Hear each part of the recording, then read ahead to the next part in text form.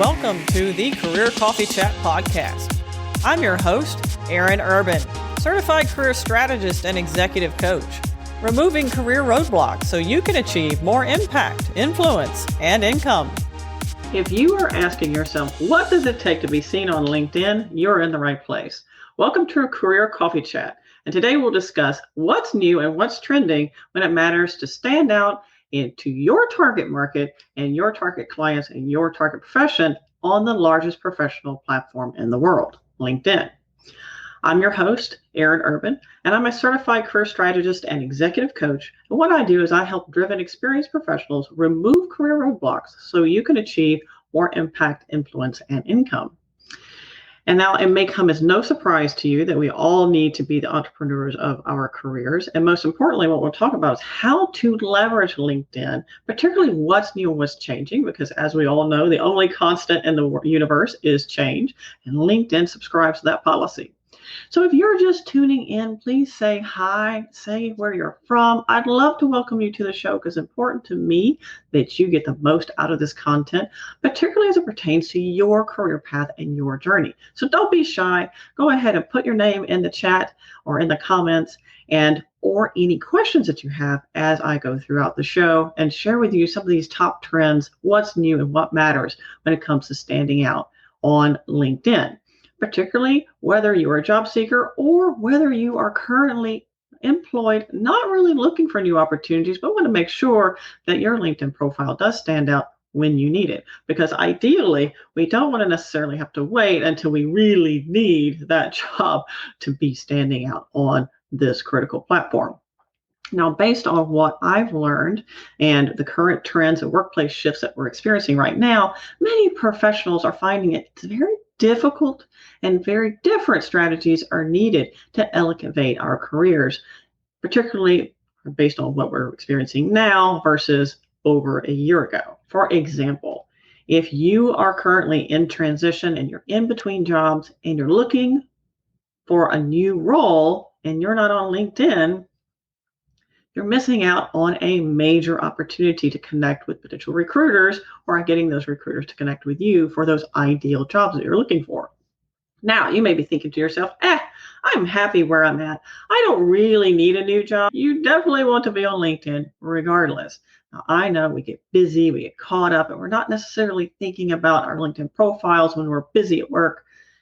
And it's also important to invest continually in that profile and having that online presence, because based on some shifts we're seeing, particularly in how networking works and or doesn't work as we move forward, it's very important to have that presence online and build that confidence in who you are as a professional before you need the opportunities, because there will come a day when you might get bored or you want to get a new job or you want to move up or you might find yourself in transition and you need to leverage that network.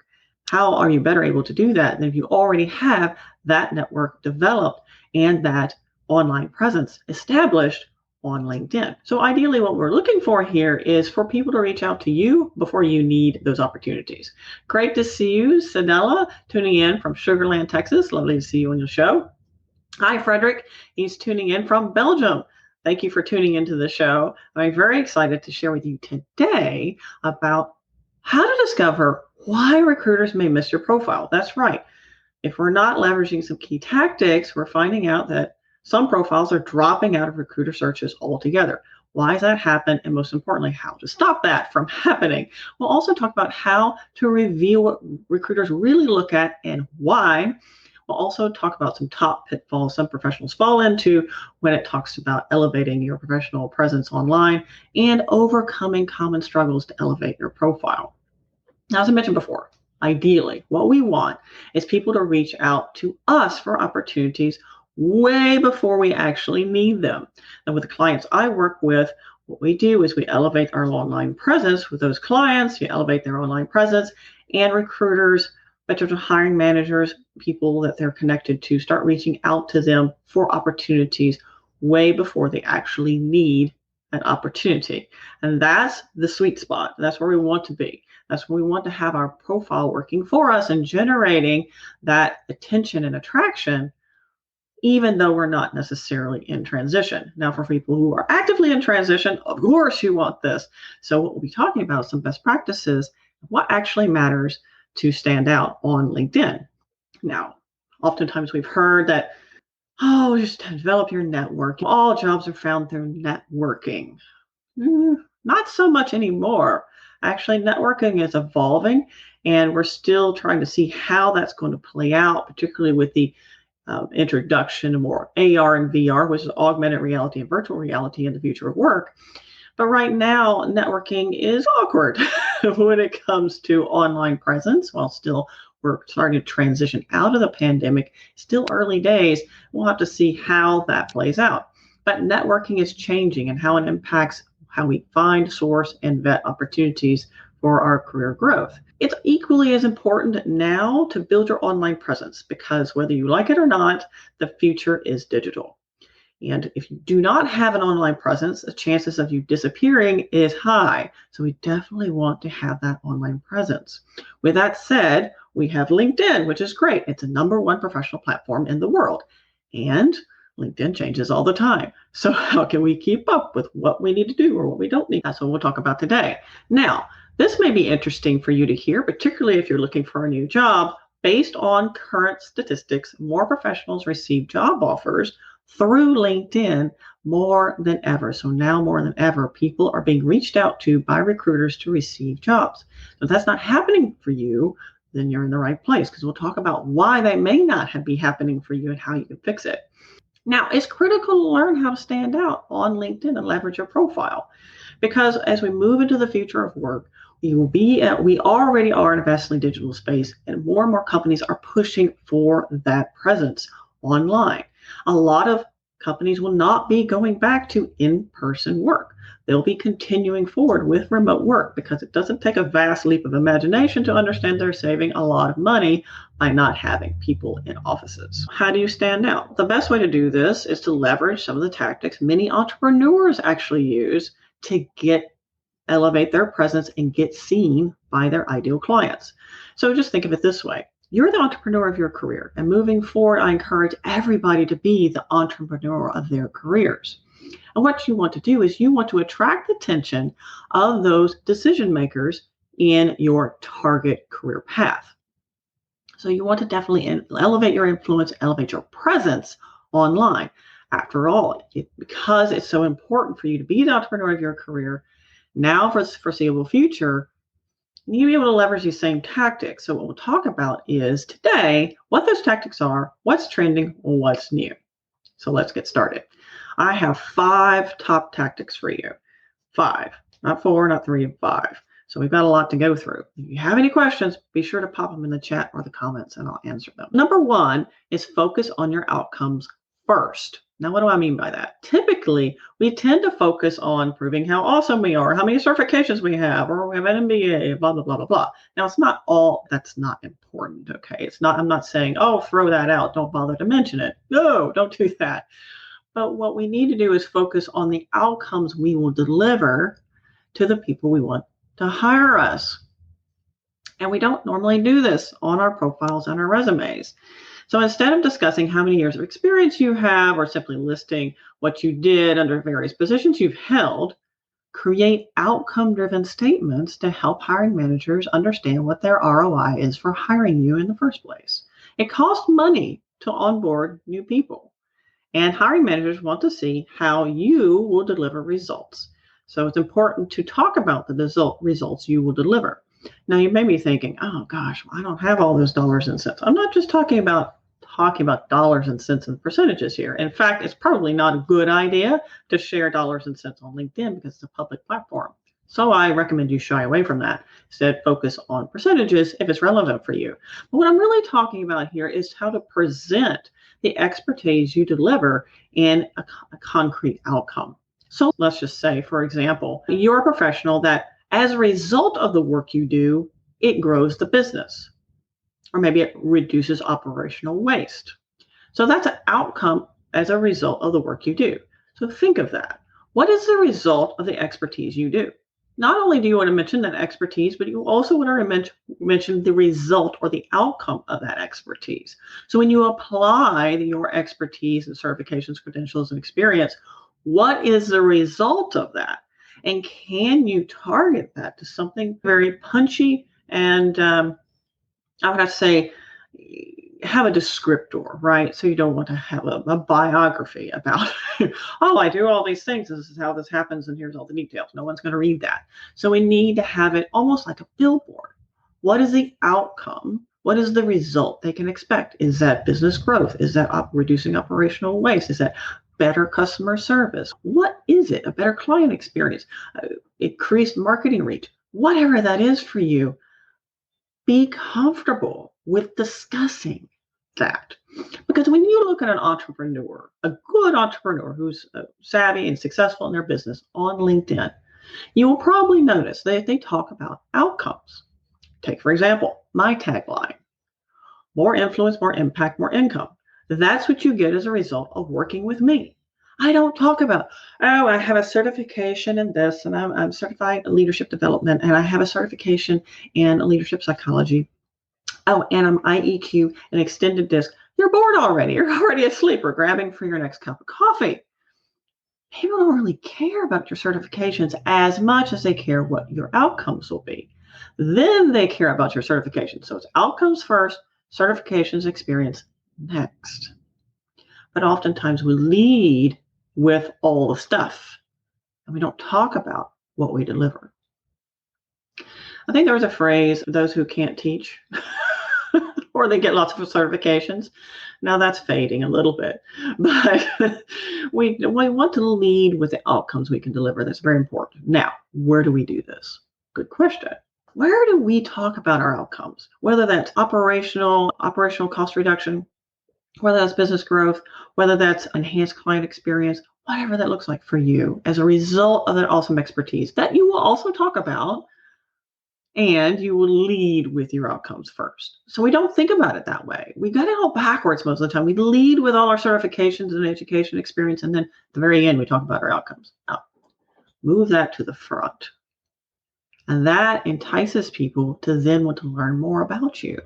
That helps you stand out amongst all the other profiles, all the noise. That helps you stand out. Now, where can you do this? If you want to, totally optional, but if you want to, that banner photo behind your smiling face on LinkedIn, that banner photo, that's a place where you can create something fun and targeted towards you, the jobs you want, okay? Not just what you've done, but towards the jobs you want. And you can have some text in there about that outcome, what people can expect with working with you, for you, the companies that hire you, for example. So you could say, reduces operational waste, proven expert in business growth. Don't be afraid to say these things, because if you've done it, yes, then you can say it. Oftentimes we struggle with this. If you struggle with this, I have a top tip for you. You struggle with talking about the outcomes you deliver. Think of it this way. What would a best friend that knows you really well, particularly what you do in your business, or maybe it's a best work friend, what would they say? Yeah, call them, ask them. That will help you tremendously. Now, the other place you can put your outcome, it could be in your headline. Because your headline is almost like a billboard about you. And a lot of people have either their current role or previous role, or, God forbid, seeking new opportunities. You don't have to do that. That's a waste of real estate. Use open to work, and we'll talk more about that later. But your headline also can be that. Let's just say you have a couple of expertise in there, but leading that, you have the outcome people can expect with working with you, right? So let's say proven operational waste reduction. I'm a Lean Six Sigma black belt, blah, blah, blah, blah, right? You have up to 220 characters. Now, that doesn't mean you should use them all, because that's a lot of content and no one, quite frankly, will read it all. So be cognizant about being effective and efficient in the delivery of your message. Another place you can talk about your outcomes is your about section. So it's the rule of three. First, your banner, that grabs, wow, that's a really cool banner. It talks about their outcomes. I want to learn more about how they do whatever it is, right?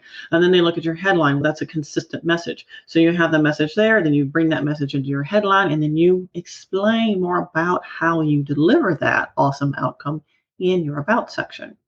Now, for those of you who are currently employed and don't want to send a red flag to your employer, do this cautiously. Okay, so you don't want to make major sweeping changes. I recommend anybody who works with me who is currently employed, and about over half of the professionals who work with me are actually employed looking for new opportunities. then they will probably want to, if they have their current position in there, maybe they'll put a dash and a little bit of expertise, and maybe a couple weeks later they'll put a little bit more in there. So it's small incremental changes that don't send a red flag to your network. Of course, if you are currently employed, turn off the notify your network function in your profile settings, because you do not want to alert your entire network. Now, if you are currently in transition, when you make that final change to your about section, notify your network. It helps actually elevate your views, and it helps you be active on LinkedIn, which you need to be, by the way, at least 3 to 4 times a week at minimum. I recommend more than that. Posting, sharing, not just liking or sending little hearts, but posting, liking, and sharing content that's relevant to the roles you're looking for, not just what you've done. Now, top tip number 2. And by the way, if any of you have any questions about this, what do you mean by outcomes? What do you mean by this thing, Erin? Or what should I do about whatever it is? Please pop it in the comments. I'll be happy to answer them. This is your time too. I want to make sure it's relevant to you. So, number 2, top tips and trends to help you stand out on LinkedIn is be future focused, just pondering the past. So what do I mean by that? Too many dossiers are obituaries. They talk about everything that we've done, which I'm not to say that's not important. That's not what I mean. And we need to be targeted on the roles we want. While relevant career highlights and contributions are very important, it's most important to be focused on the roles you want, not just what you've done, if that makes any sense. So what you want to do is leverage your career target as a lens by which you create all the content for your resume, for your LinkedIn, and also develop your contribution statements. As I shared with a client last night, he asked, how can I really focus in his contribution statements more on what I want? He's looking for a CFO role. I said, okay, great question. One of the things you need to consider is, what are they looking for in CFO roles? So when you look up those job descriptions, and I recommend getting a spectrum of job descriptions that are ideal to types of roles that you're seeking. Location is immaterial at this point. We're really just looking for examples. Okay. And what we do is we analyze those different examples, and we see what they ask for. And if there's commonalities, we definitely want to speak to those commonalities in our profile and on our resume. And we also want to ask questions from those job descriptions to help us develop our career contributions. If it says, we want you to be savvy in this program and be able to deliver XYZ, you can ask yourself the question, do I have an example of how I'm savvy in this program to deliver XYZ? So you can take each bullet point that they ask for, they talk about the roles, responsibilities, and things that you'll do, and ask yourself a question. Do I have an example of? Can I articulate my contribution here? That will help you tremendously in developing your contributions and what you say and how you frame it. And most importantly, it's relevant to what you're looking for. This is extremely important. Most people don't. They just wing it. They're like, I did this, but I did that, but they just barf up content. Well, yeah, I guess content's better than nothing. Trust me, it's better than nothing. And it's much more helpful if it's targeted on where you want to go, not just where you've been. Because where you've been is probably not where you want to stay. So if you want to move forward, you want to evolve, or you want to pivot your career, you're thinking about making a career shift, you definitely want to leverage this type of analysis to help you make that shift, help frame the content you discuss, the words, the context, the skills, the expertise, the language that they use to help be relevant to those roles, because it'll make, for one, with your resumes, it'll make you a whole lot higher job match when you apply online. And for your LinkedIn, it'll help you stand out when recruiters search for profiles like yours for the roles you want, not the roles you don't. Make sense? So reverse engineer by pulling up these different examples of your target roles and developing your contributions and your content based on what they ask for. This is very important. So don't just talk about what you've done, which is important, but talk about what you've done in the context of where you want to go. And that's what I do with my clients, is help them tell the story based on where they want to go, not just where they've been. Because rehashing the past basically keeps you in the past. So if you want to move forward, we need to think in terms of that. Now, let's see. If you have any questions, feel free to let me know, because this is important information. I want to make sure that you are getting what you need based on your own personal journey. Now, top tip number 3, tell a relevant story in your profile. Probably not a big shock based on what I just discussed with you. Let me explain why, okay? Because sometimes it's very helpful for you to really sink your teeth into something other than, well, Erin said I needed to do this. Let's explain why. Our brains look for patterns. So any human brain looks for patterns. It's one of the beautiful things about being a human being and having a human brain. And your profile should have a theme that hopefully supports the roles you want and the ones you're looking for, not just where you've been. This helps decision makers and recruiters pull the trigger on hiring you. Not that recruiters hire you, they don't, but it helps decision makers pull the trigger on hiring you and recruiters pull the trigger on calling you in the first place, because they'll only call a limited number of people, okay? Any dissonance in your profile may create hesitation. So take, for example, if your profile looks like a patchwork quilt, well, you were sales and you're a project manager and then you're a customer service and then, okay, what's the common theme? And can we express that? Right, in sales, were you really on the project side of sales? I'm not even sure there is such a thing. In project management, were you more focused on customer service? Is there a theme? So if maybe it's customer service, then maybe in sales, you're really focused on that customer service and project management. Maybe you're on the customer service side, project management, and then they tell that theme and help tidy that thing up to give a consistent story in your LinkedIn profile. Because oftentimes when I review LinkedIn profiles by people who had a variety of different work experiences, it really does look like they've been all over the place. So we need to tell a story that says, hey, I know what I want to do, and I want to do what you're looking for based on the roles you're seeking. How you might know if you're misaligned is because you'll either not get any action at all on your profile, or B, you'll be reached out to for jobs that you don't want. So if you are getting reached out to a lot for jobs that you don't want, or sometimes if only reach out you get is for jobs you don't want, then your profile is not in alignment with where you want to go in your career. So it's very important to target it and make it more aligned to based on where you want to go. Also, big tip for you, do not be afraid to prune your profile. If you've ever seen a bonsai tree, you'll probably understand that bonsai trees are not created that way naturally. They're caretakers because they are living works of art. They have caretakers who carefully prune and shape them to be the visual embodiment of what they want them to be.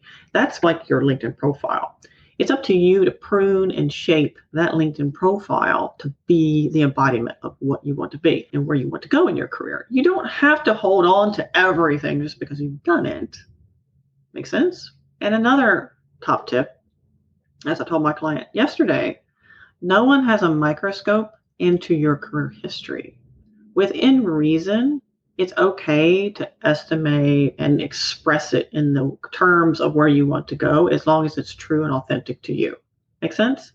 Some of us have held position titles that did not even come close to describing what we actually did. And if that's the case, then you probably want to have the actual position title hyphenated by what you actually did, maybe a dash, and say, okay, this is what I actually did. They called me this, which meant nothing, but this is what I actually did. It's okay. It's your career. It's your professional history. You own that. Make sense? Okay, so top tip number 4. What recruiters look for in your profile? And some of you are thinking, gosh, took you that long to get to it? Yes, because we need to build up to it and help you understand how to build that foundation to get to this point. Because if you don't have the foundation, you won't show up. So what recruiters look for in your profile? I want to help you understand why some people are falling out of recruiter searches. And this is very important, particularly if you're in transition or thinking about making a career pivot. So let's say you're on one career path and you're a geophysicist, for example, and you want to get out of that. Well, this is really important. So please pay attention. The most common search by recruiters in LinkedIn Recruiter, which is a back of the house feature recruiters use to find candidates like you, is by current position title. So let me repeat that. The most common search in LinkedIn Recruiter is by current position title. Current. Can you see how this is a problem? Let me know in the chat if you have a current position title or not. Now, if you're currently employed, perhaps, or maybe you've put a filler position title in there, and that also works. But let me explain how this thing works. And first of all, before I go there, let me explain why. It's not that they're trying to be mean against people who are in transition actively in between jobs, okay? They're not trying to exclude you. It's actually not a conscious choice that they're doing. What they're doing is they're trying to exclude people who have had this position title several positions ago, and now they're the head of whatever, or VP of such and such. And that's just a waste of their time. So they don't want to look at those people. They want to look at current titles. So if they're looking for a mechanical engineer, they're going to type in mechanical engineer, current position title, and click current position title. So if you do not have a current position title, this is a problem. It's a big problem for professionals who've been out of work, who are currently in between jobs, that have an end date on their prior position, and they don't have a current position noted on their LinkedIn profile. Now let's see, Sedella said, I do, regional medical director. Good for you. All right, good. Phil says property manager. Phil, hyphenate that sucker and put project manager. Very important, because I know what you're looking for. Well, most importantly, maybe you want to put IT project manager, be even more specific, or maybe the type of project management work you want to do. You can even drill that down even more. So you can you can put a dash and then put that additional information in there. So because, the reason I say that is because if you're seeking career shift and your most recent title is miles away from where you want to go, that can hurt you. Amin says, hello, Aaron. Sometimes titles do not fit with job descriptions. Do we need to change? Let me find my cursor here. Where's my cursor? There it is. Do we need to change job titles to avoid confusion? Good question. So if your job title, so let's just say you had a job title or you have a job title that does not align with where you want to go, I recommend you put a dash or a pipe or some sort of separator there, and then put in the titles of what you want to accomplish, if it's relevant to that specific position. So let's just say, like I just mentioned, you had a position title. They called you this title. Maybe it was, I don't know, chief people expert. I see this happen. Companies have these really cool titles. Chief people expert. Nobody does searches by chief people expert. They're looking for talent managers or talent acquisition agents or HR professionals. They're not looking for chief people experts, right? And so we need to have relevant titles on our LinkedIn profile to show up in those searches. If we don't show up in those searches, because that's the most common search, is by current position title. So if you have titles, or a title or titles in your past, you're trying to tell a theme and a story, like I mentioned earlier, make sure that title is aligned with what you actually did. That makes sense. Now, for those of you who are seeking a career pivot or a career shift, hang out for a second. I'm going to tell you what we need to do. Gail mentions she's a financial controller. Good for you. Gail, if there's anything else you want to search for other than financial controller, make sure you put a dash or what have you, a pipe or a symbol, and separate and make those position titles a part of your current title. Because irregardless of whether you're currently seeking or you're currently employed and looking for opportunities, either way, it's critical to stand out for, guess what, the jobs you want, right? So you want to stand out for the jobs you want, not the jobs that you don't want. And you want to stand out in those recruiter searches. So for those people who are in between jobs and you don't have a current position title per se, create a what I call in transition role. So you'll actually go into your experience section and you'll create a position with the title or titles of the types of jobs you want to seek. You can separate them by a dash, you can separate them by vertical pipe or vertical slash, whatever, it doesn't matter. But you want to put all those position titles in if you're currently in transition and you do not have a current job. Okay, create a current quote unquote position with all of the titles, job titles that you were looking for. Then what do you want to call yourself? For the company, you can actually put the company name as in transition.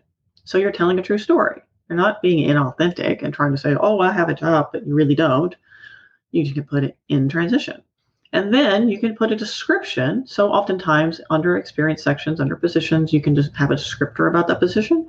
Tell people the skills and expertise that you will leverage to net the outcomes that they want to see. So based on that analysis we talked about earlier, based on these job descriptions you looked at, what are they looking for? Make sure you talk about that in this quote unquote current position.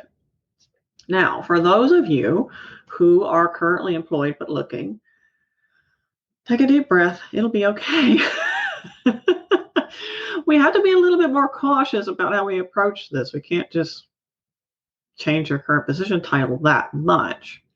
Or can you and your career? What do you feel comfortable with doing? Because each company has different policies about how much they stock professionals' LinkedIn profiles. Some don't even bother to look at them. Some are all over them. It just depends on your organization and how the comfort level you have here. One of the strategies you could use, I've leveraged with other clients, is you can actually hyphenate your current position title. So you're currently employed, you can hyphenate that position title, put a dash in there, and say other types of engineering. So if you're currently, I don't know, a petrochemical engineer, maybe you take petrochemical off and you just have engineer, and then you put a dash and you can put other types of engineering that you also have transferable skills into, right? Or the types of roles you're looking for.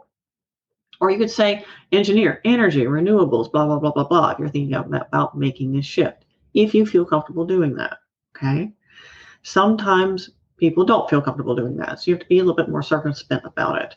The other strategy we've used is that we've actually created, like I mentioned before, for those people who are in between or in transition, we actually created a position under your experience section, but we just place it underneath your current position. What we do is we title it with all the types of roles that you're looking for. We don't label it in transition. We give it something else like self-employed or consultant or something like that. So it doesn't send red flags that I'm looking for a job. We have a start date. Doesn't matter what start date, by the way, very much. And you can also, you want to make sure it's a present role, a present position, but don't stop your current actual employed position, okay? So don't stop that one. You can actually drag it and place it underneath your current position. And that's another way to show up as it's a current position. It doesn't matter. You can have two current positions. That's right. You can have more than one. You don't have to stop one and then start another. You can have multiple current position titles. So that's another way around it. Work with what you feel you're comfortable with if you're currently employed. Also, don't shy away from the hashtag open to work feature on LinkedIn. It's extremely helpful to help you show up in recruiter searches as an active person looking on LinkedIn. Now, whether you are employed or not, you can use this feature. If you're in transition, go ahead, turn it on, get the little green thing, open to work, it's fine.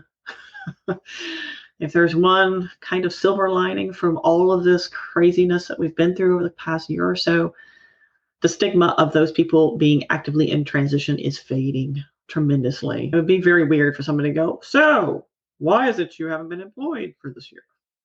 Duh, there's a pandemic. Hello, have you lived under a rock? People normally don't ask that question anymore. It's not a big deal. They know a lot of people are out of work, and it has nothing to do with their expertise or ability, okay? So that stigma is fading. So go ahead and use the open to work feature if you're currently employed and you don't want to let people know. Totally get that. You can still use open work to feature. You still use the open to work feature. However, you want to turn on available to recruiters only. So what that does, it tells LinkedIn not to show your profile, not to show that you're open to work for any recruiters affiliated with your company. Okay. So go ahead and use it and be circumspect about it. Click that recruiters only if you're concerned about your current employer. Obviously, you don't want the green ring to show up on your profile photo. So let's see, where is the pipe on the keyboard? Asked Gail. Okay, well, Gail, the pipe on the keyboard is actually just under most American keyboards. Okay, this is American keyboards only, under your backspace button. So you'll have there's two different slashes. Backslash, I don't know. And you also have the vertical pipe. So that's where it's found on the keyboard. And that's one of the reasons why I use vertical pipe so often in the types of content I create for my clients, because it's found on the keyboard. So it's recognizable. It's much easier to deal with than the symbol or a little dot or a triangle or whatever. Much easier to deal with. Oh, yes. And it was already answered by somebody else. Thank you, Matthew. I appreciate that. Any questions about the content I have shared with you so far, please let me know. I'm very important to me that you get the value for your customized, personalized experience. So let's talk about number 5. So top tip number 5. What's the story that you're telling yourself? So we talked about how important it is to tell a story, have a theme, what's that story saying, is it relevant to the jobs you want, etc. Being able to communicate that in your LinkedIn profile. But what's a story you're telling yourself? Because you can have all the best content in the whole world, but the story you're telling yourself is I can't or I won't or it'll never happen. Guess what? It won't happen. It's rare that we outperform our own expectations. Let me explain why. My question for you is, did you know that the narrative that you have been internally or communicated out loud actually defines your life experiences? Last night, I had my mother over for dinner, and I took her back home, and we're standing on the front porch looking up at the stars, beautiful stars, this beautiful Big Dipper right there in the sky. And we're talking about this and that, and we had just actually chased a cow out of the yard. Welcome to the country. We chased a cow out of the yard back into the field. And she said to me, she articulated, she said, and life is not one thing, it's another. And I said, don't say that. Don't say that. She was like, oh, yeah. She's I share with her all my learnings from neuroscience and what I'm studying and the research that I'm doing and what I'm seeing and working with my clients and all these things and transformations that we're getting. And she's, oh, yeah. Gosh, these colloquialisms just find their way into our language, and we just really have to be very aware of what it means to us, and most importantly, what it means to our brain and how it shapes our future. I was like, that's right, we do. It's things that we say every day. If it's not one thing, it's another. No, it doesn't have to be that way. It doesn't have to be that way. In fact, I'm even challenging this colloquialism or common phrase that we only grow through hardship. No, we don't. Actually, we don't only grow through hardship. That's a falsehood. That is not true. You don't have to have hardship to grow. Who said that? But by saying that's the kind of experience we tell our brain we expect. And that's not good, because our brains are highly advanced filters, extremely highly advanced filters. We receive over 11 million bits of information per second. But we only process 40 to 50 bits of information per second, which is still a lot, still impressive. What that means is your brain is a highly advanced filter. And what it filters is based on what your mindset or your bias tells it to. The story you tell yourself, you articulate internally or out loud, defines what your life expectations are. Real or imagined. Okay, what do you expect out of life, real or imagined? And more I learn about neuroscience and about conscious language coaching and choices that we make for ourselves is one defining element between those people who are wildly successful and those people who are still in the struggle bus is the story that they tell themselves. So my challenge for you is, for these next couple weeks, think about, what is the story you're telling yourself? What is it that you're articulating internally or out loud? And some of these things are totally unconscious. They're phrases that find their way into our language. Like I was talking to a client a couple of weeks ago, and he kept saying, I'm such and such age, and time is running out, time is running out, time is running out. I said, may I share something with you? He said, sure. I was like, I'm hearing a repeated phrase from you that time is running out. He goes, well, yeah. I was like, do you expect to expire sometime soon? Because that phrase is not, I said, do you feel like that phrase is supporting your goals? He thought about it for a second. He goes, no, it's not really, is it? I was like, not really. It's not helping you. It's not supporting your goals. So when you become aware of something that you articulate internally or articulate out loud, is that story you're telling yourself supporting your goals? Because here's the thing. The story will find its way into your resume, into your LinkedIn profile, into your networking conversations, then the conversations you have in interviews. Yeah, particularly under stress, that story will find its way out because it's automatic. It happens without even thinking about it. The story will find its way out in times where we don't want it to. So we need to be careful about what that story is we're telling ourselves. If we're telling ourselves something that's sabotaging our goals, then it will continue to sabotage your goal. So ask yourself, is the story I'm telling myself, these phrases that I've added into my language and these conscious language choices that I'm making, is it supporting or sabotaging me based on the goals I want to achieve? Right? So let's see.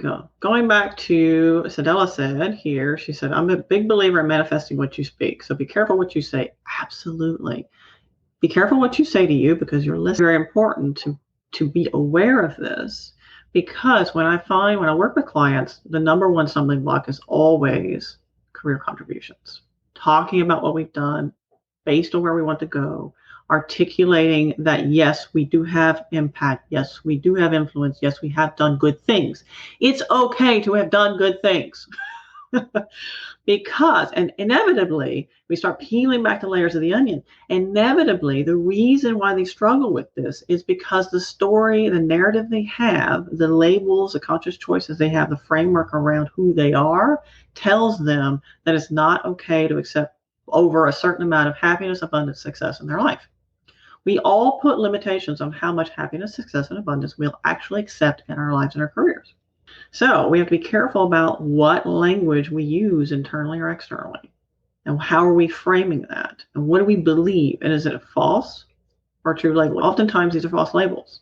If you feel like you are an imposter syndrome, which is oftentimes you crops up in leadership positions and that sort of thing, and other types of roles as well. If they only knew, or I'm not really as good as they think I am, or whatever. Nobody's perfect, first of all.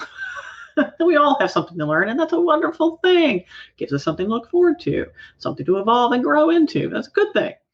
And also, if you're feeling like, gosh, I don't belong here, the chances are you're actually not an imposter, you're a pioneer. Look around your familial structure. Did that familiar structure actually support where you are now? Or are you the first out of your old family, or those people that you know to have gone as far as you have in your career, your job, your education? So it's a whole host of very interesting factors that drive how much happiness, success, and abundance we accept in our careers and our lives. So think about that story that you're telling yourself. Because the story will find its way into your resume, the story will find its way into your LinkedIn profile, and we want to make sure that supports where we want to go. Now, please do ask any questions before we wrap up. I'll give you a few closing comments here. And by the way, Paula said, my current company is currently seeking opportunities. Okay, Paula, you don't need to have currently seeking opportunities. Let me share that with you, all of you who are tuning into the live show now. My current company is currently seeking opportunities. Titles are project manager, program manager, business analyst, operations analyst, and vendor manager. These are all great. So you have all the role titles in there. Those are perfect. What you don't need is the current seeking opportunities. You don't need that, particularly if you turn on the open to work feature, because that tells recruiters that you're currently seeking new opportunities. You don't actually have to articulate it. Most people who are genuinely recruiters and have access to the recruiter function won't need to have the currently seeking opportunities in your title, because they'll have access to LinkedIn Recruiter, which does all that for them. It's automatic. The only people that would want to have access to the currently seeking opportunities are oftentimes scam artists who are looking through a cheap and cheerful version, less expensive. They'll do a less expensive search. They won't invest in LinkedIn Recruiter because they cost a lot of money. And they'll do a less expensive search, and they'll search for open to work or currently seeking opportunities, and your name might pop up, and then you'll get that email, or that in-mail. We have this wonderful opportunity for you. Just pay us $500 to be trained, or give us your social security number. Sadella says, can you please repeat number 5 again of your top tips? Well, it was a lot. So it was a lot around the story you tell yourself. So number 5 is, what's the story you're telling yourself? So what's the story you're telling yourself? So what's that internal story that you're telling yourself, or what you articulate out loud? And by the way, that internal story that you're telling yourself you think nobody can hear, it comes out. It comes out in your body language. It comes out in interviews, particularly under stressful situations. Because under stress, our limbic brain is oftentimes driving the conversation, not your prefrontal cortex, which is not a good thing. So in interviews, that's one reason why you definitely want to relax and calm your brain and body. That way your prefrontal cortex can take over and actually have an articulated conversation versus a fight and flight one. Yes, number 5 is, what's the story you're telling yourself? Because the narrative you have internally, communicated internal or out loud, defines your life experiences. because our brains are highly advanced filters. We receive over 11 million bits of information per second, but we only process 40 to 50. And it filters out anything that is not inside of the parameters that we have defined. And we define those parameters by the story we tell ourselves internally and articulate out loud. Like I mentioned before, the story of my mom. It's not one thing, it's another. No, it doesn't have to be that way. Okay. Or another, a coaching colleague actually shared with me. She said, I found out I was saying life is hard a lot. And that anyway was defining my life experiences. Yeah. It's little phrases, colloquialisms that we find our way into our language that, true or false, okay, real or imagined, as far as their authenticity is concerned, but it could be false labels that are defining what you'll experience in your life. And what the brain does is, because that defines the parameters of what you will experience, it filters out everything else. And when you are needing to respond to a situation, you will respond automatically based on that outline you defined. Scary stuff. Hopefully this helps you understand how to articulate your story online. Make sure that you elevate your online LinkedIn presence, because now more than ever, it's important to elevate that presence, because if you are not online, you might disappear based on where the future of work is going. Vastly digital space, AR, VR, augmented reality, and virtual reality they are actually expected to grow by $27 billion this year alone. Google and Facebook have already invested in AR and VR technology.